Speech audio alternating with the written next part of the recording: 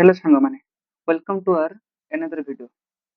ପୂର୍ବ ଭିଡିଓରେ ଆମେ ଡିସ୍କସନ କରିଥିଲେ ଜେଟି କିମ୍ବା ଏଟି ପାଇଁ କିପରି ସ୍ଥାନୀୟ ସହିତ ପ୍ରିପେୟାର ହେବା। ଆଜି ଆମେ ଏଇ ଭିଡିଓରେ ଡିସ୍କସନ କରିବା ଜେଟି କିମ୍ବା ଏଟି ପାଇଁ କିପରି ଟାଇମ ଟେବୁଲ ସହିତ ପାଠ ପଢ଼ିବା। ସାଙ୍ଗମାନେ, ଆପଣଙ୍କର ଗୋଟେ ମୁଖ୍ୟ ଟେନସନ ଥାଏ କି ମୁଁ କିପରି ଆଉ କେତେ ସମୟ ପାଠ ପଢିବି, ଯାହା ଦ୍ୱାରା ମୁଁ ମୋର ସମ୍ପୂର୍ଣ୍ଣ ସିଲାବସ କମ୍ପ୍ଲିଟ କରିପାରିବି ଆଉ ତା ସହ କ୍ୱେଶ୍ଚନ ବି ପ୍ରାକ୍ଟିସ କରିପାରିବି। ଏଇ ଟେନସନ କେବଳ ଆପଣ ଏକା ନୁହଁ, ଏଇଟା ସମସ୍ତଙ୍କର ଥାଏ, ମୋର ମଧ୍ୟ ଥିଲା। ଆଉ ମୁଁ ଆପଣେଇଥିଲି ଗୋଟେ ୟୁନିକ୍ ଟାଇମ୍ ଟେବୁଲ୍। ବହୁତ ଭାବିଲା ପରେ ଏଇ ଆଇଡ଼ିଆଟା ଆସିଲା ମୋ ମନକୁ। ଆପଣ ଭିଡ଼ିଓ ଲାଷ୍ଟ ଯାଏ ଦେଖନ୍ତୁ, ଆପଣଙ୍କର ଏଇ ଟେନସନ୍ ଦୂର ହେବ।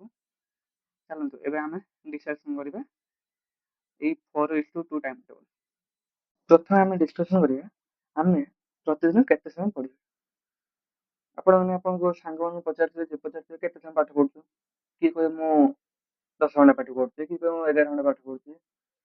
ଆପଣ ଯଦି 10-11 ଘଣ୍ଟା ପଢି ପାରୁଛନ୍ତି ଏଇଟା ଭଲ କଥା। ଯଦି ବି ଏତେ ସମୟ ନ ପଢୁଛନ୍ତି ତାହେଲେ ପ୍ରତିଦିନ ଆପଣ ଯଦି 6 ଘଣ୍ଟା ବି ସମୟ ଦଉଛନ୍ତି ପୁରା ସଫିସିଏଣ୍ଟ ଆପଣଙ୍କ ନିଶ୍ଚୟ ଆପଣ ଗୋଟେ ଜବ୍ କରିପାରିବେ। ଦେଖନ୍ତୁ ଆମେ କେତେ ସମୟ ମାନେ ଦିନକୁ 6 ଘଣ୍ଟା ହିଁ ପଢିବା। କେତେ 6 ଘଣ୍ଟା ଏଇ 4:2 ଟାଇମ୍ ଟେବୁଲରେ ପଢନ୍ତୁ, ଦେଖିବେ ଆପଣଙ୍କର 1.5 ମାସ ଭିତରେ କୋର୍ସ ନିଶ୍ଚୟ ସରିବ। ଏବେ ଚାଲନ୍ତୁ ଦେଖିବେ 4:2 ଟାଇମ୍ ଟେବୁଲ କଣ। ସାଙ୍ଗମାନେ, ଆମର ଯେତେ ସିଲାବସରେ କଣ କଣ ସବଜେକ୍ଟ ଥାଏ, mathematics, reasoning, pedagogy, history, polity, geography, Odia, English, computer, current affair, economics, ଏତିକି ଥାଏ। ତାହେଲେ 4:2 ଟାଇମ୍ ଟେବୁଲଟା କଣ?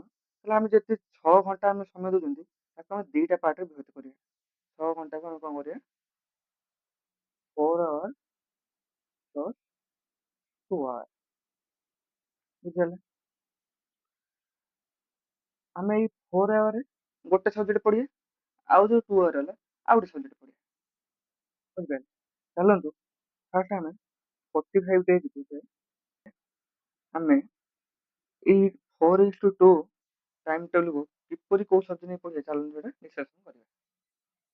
ଦେଖନ୍ତୁ 45 ଦିନକୁ ଫାର୍ଷ୍ଟ ଆମେ କଣ କରିବା ନା, ଫାର୍ଷ୍ଟ 30 ଦିନ ନେବେ, ତାପରେ 15 ଦିନ। ଫାର୍ଷ୍ଟ ଯୋଉ 30 ଦିନ ରହିଲା ତାକୁ ପ୍ରଥମେ 10 ଦିନ, ପୁଣି 10 ଦିନ, ପୁଣି 10 ଦିନ, 3 ଭାଗରେ ବିଭକ୍ତ କରିବେ। ଆଉ ସେକେଣ୍ଡ ଯୋଉ 15 ଦିନ ରହିଲା ତାକୁ 5 ଦିନ 5 ଦିନ 5 ଦିନ ଡିଭାଇଡ୍ କରିବେ। ଦେଖନ୍ତୁ ଆମେ ଫାର୍ଷ୍ଟ 10 ଦିନ କଥା ଆମେ ଦେଖିବା। ଏଟା ଫାର୍ଷ୍ଟ, ଏଟା ସେକେଣ୍ଡ 10 ଦିନ, ଏଟା ଥାର୍ଡ 10 ଦିନ। ଏଟା ଫାର୍ଷ୍ଟ ଆମେ 10 ଦିନ କଥା ଡିସ୍କସନ୍ କରିବା। ଦେଖନ୍ତୁ ଆମେ କଣ କଲେ 6 ଘଣ୍ଟା ପଢିବା। ଫାର୍ଷ୍ଟ 4 ଆୱାର ଆମେ କହିଲେ ଗୋଟେ ସବଜେକ୍ଟ ଦେବା, ଆଉ ଗୋଟେ 2 ଆୱାର ଆଉ ଗୋଟେ ସବଜେକ୍ଟ ପାଇଁ ଦେବା। ବୁଝିପାରିଲେ? ଦେଖନ୍ତୁ ଫାର୍ଷ୍ଟ ଯଦି ଆମେ ଫାର୍ଷ୍ଟ 4 ଆୱାର ଆମେ ଧର ପେଡାଗୋଜି ନେଇଗଲେ, ପେଡାଗୋଜି ନେବା, ଆଉ 2 ଆୱାର କାହାକୁ ଦେବା, କମ୍ପ୍ୟୁଟର ଦେବା। ବୁଝିପାରିଲେ? ସେ ପେଡାଗୋଜି ଯଦି 4 ଘଣ୍ଟା ଦିନକୁ ପଢିବେ, ଆପଣ କଣ କରିବେ ନା, ଘଣ୍ଟେ ପଢି ସାରିଲା ପରେ କିଛି ସମୟ ବ୍ରେକ୍ ନେବେ। ଆମେ ତ କଣ୍ଟିନ୍ୟୁଅସ୍ 4 ଘଣ୍ଟା ପଢି ପାରିବାନି ନା, ତ ଘଣ୍ଟେ 4 ଭାଗ କରିଦେବେ, ଘଣ୍ଟିକେ 4ଟା ସେକ୍ସନ କରିଦେବେ। ଆମେ ଘଣ୍ଟେ ପଢିବେ, ତାପରେ କଣ କରିବା ନା 15 ମିନିଟ୍ ଗ୍ୟାପ୍ ଦେବା, ପୁଣି ଆଉ ଘଣ୍ଟେ ପଢିବା। ଏଇ ଯୋଉ 15 ମିନିଟ୍ ଗ୍ୟାପ୍ ରେ ସେ ଗ୍ୟାପ୍ ରେ କଣ କରିବେ ନା, ଆଉ ଦେଖନ୍ତୁ ଗ୍ୟାପ୍ ରେ ଆପଣ ଯୋଉ ମୋବାଇଲ ସର୍ଚ୍ଚ ଦେଖିବା ଏମିତି କରିବେନି। ହେଲେ ପାଣି ମୁନ୍ଦେ ପିଇଦେଲେ, ବାହାରେ ଟିକେ ବୁଲି ଆସିବେ, ତାପରେ କଣ କରିବେ ନା ଆପଣଙ୍କୁ ଯୋଉଟା ଭଲ ଲାଗୁଥିବ, ହେଲା ଯେମିତି କି ଇଂଲିଶ ଭଲ ଲାଗୁଛି ପଢିବା ଲାଗି, ତ ସେଇ ଯୋଉ 15 ମିନିଟ୍ କଣ କରିବେ ନା ଇଂଲିଶ ପଢିବେ। ନା ଏକୁ ପେଡାଗୋଜି ଘଣ୍ଟେ ପଢିବେ, ତା ବାଦ ଯୋଉ 15 ମିନିଟ୍ ଗ୍ୟାପ୍ ରେ ଆପଣ ଟିକେ ଇଂଲିଶ ପଢିବେ। ବୁଝିପାରିଲେ? ସେଇଭଳିଆ କମ୍ପ୍ୟୁଟରରେ ପଢୁଥିବେ, ଘଣ୍ଟେ ପଢିଦେଲେ, ତାର ଯୋଉ 15 ମିନିଟ୍ ପରେ ବ୍ରେକ୍ ନେବେ, ସେଠି କଣ କରିବେ ନା ଓଡ଼ିଆ ପଢିବେ। ବୁଝିପାରିଲେ? ଗ୍ୟାପ୍ ରେ ଆପଣ କଣ କରନ୍ତି, କି ସର୍ଟସ ଗୋଟେ ଦେଖିବା, ଆଉ ଯୋଉ ମନେ ଅଛି ଯଦି ଥରେ ସର୍ଟସ ଦେଖିବା ଷ୍ଟାର୍ଟ କରିବେ ମାନେ ନିହାତି 5ଟା 10ଟା ଏକାଁ ଦେଖିଦିଅନ୍ତି। ତ ସେଇଠି ଆମେ ସର୍ଟ ଦେଖିବା ଦରକାର ନାହିଁ, ପାଣି ଟିକେ ପିଇଦବା, ତାପରେ କଣ କରିବା ନା ଇଂଲିଶ ଦେଖନ୍ତୁ ନା ଓଡ଼ିଆ ଦେଖନ୍ତୁ। ଏଠି ପେଡାଗୋଜିରେ ଇଂଲିଶ ଦେଇଦେବେ, କମ୍ପ୍ୟୁଟର ବେଳେ ଓଡ଼ିଆ ଦେଇଦେବେ। ତାହେଲେ 10 ଦିନ ପରେ ଆପଣ ଦେଖିବେ ପେଡାଗୋଜି କେତେ ସର୍ଟ ଥିବ କହିଲେ ଟିକେ। ପେଡାଗୋଜି କି ଆପଣ ଦେଇଦେଇଥିବେ 40 ଆୱାର୍ସ ଦେଇଦେଇଥିବେ, କମ୍ପ୍ୟୁଟର କେତେ ଆୱାର ଦେଇଥିବେ, କମ୍ପ୍ୟୁଟର ଆପଣ 20 ଆୱାର ଦେଇଥିବେ,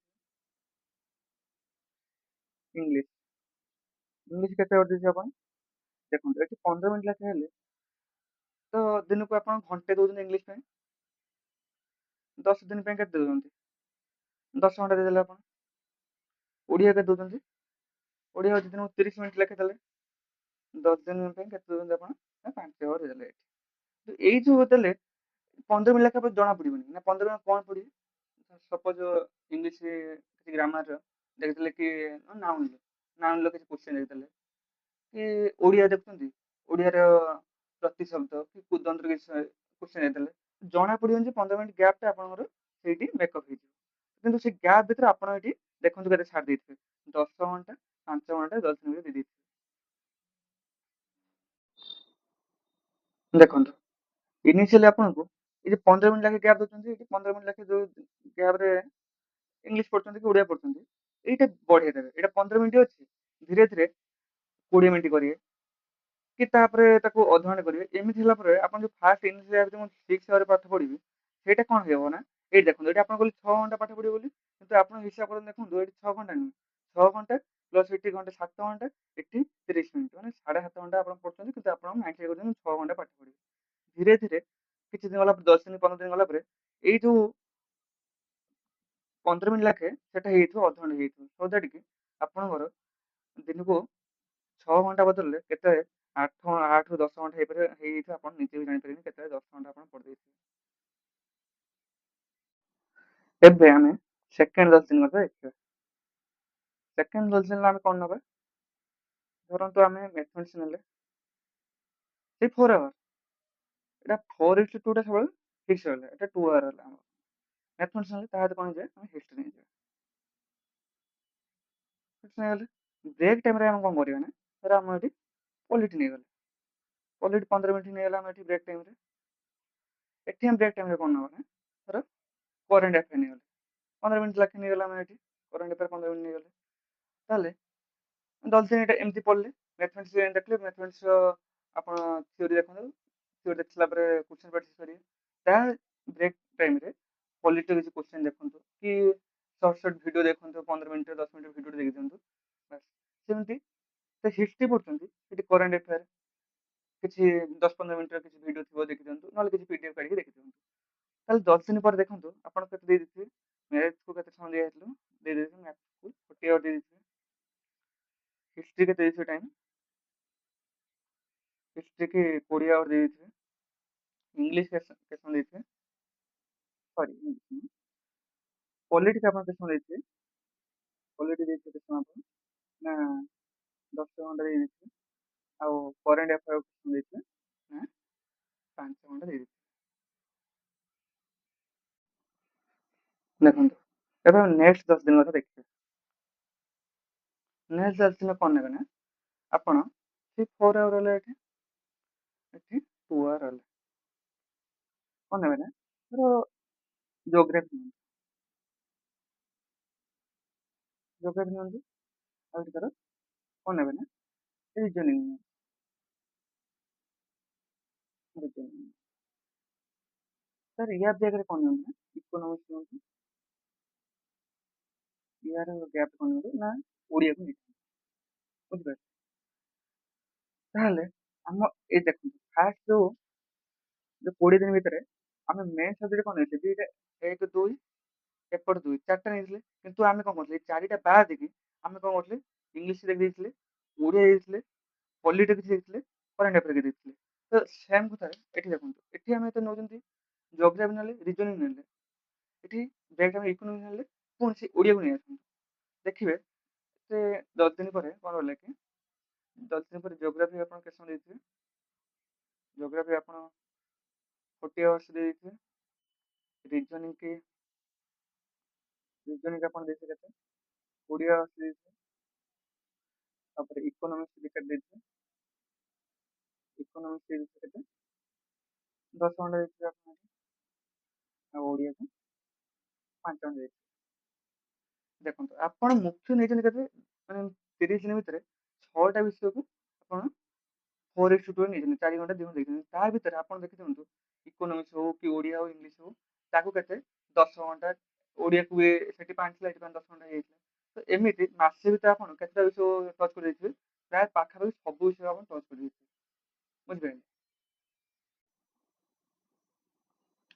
ସାଙ୍ଗମାନେ ଯେହେତୁ ଆପଣ ଏବେ ମାସେ କମ୍ପ୍ଲିଟ୍ କରିଦେଲେ ପାଖାପାଖି ସବୁ ବିଷୟକୁ ଆପଣ କିଛି ନା କିଛି ଦେଖିଦିଅନ୍ତୁ ଏବେ ଆଉ କଣ କରିବେ ନା 10 ଦିନ ଆଉ ନେବେନି 5 ଦିନ ଲେଖାଏଁ କରିବେ ଯୋଉ ଟାଇମ୍ ଟେବୁଲ୍ ଥିଲା 5 ଡେଜ୍ ର ପ୍ଲାନ୍ 5 ଡେଜ୍ ପ୍ଲାନ୍ କରିବେ କ'ଣ ନେବେ ନା ଫାର୍ଷ୍ଟ ଦେଖନ୍ତୁ ଆପଣ ଯୋଉଟାକୁ ବ୍ରେକ୍ ଟାଇମ୍ ନେଇଥିଲେ ତ ସେଇଟାକୁ ଏବେ କ'ଣ କରିବେ ନା ମେନ୍ ସମୟରେ ନେବେ। ମାନେ ମୁଖ୍ୟତଃ ସେଇଆକୁ ଦେଖିକି।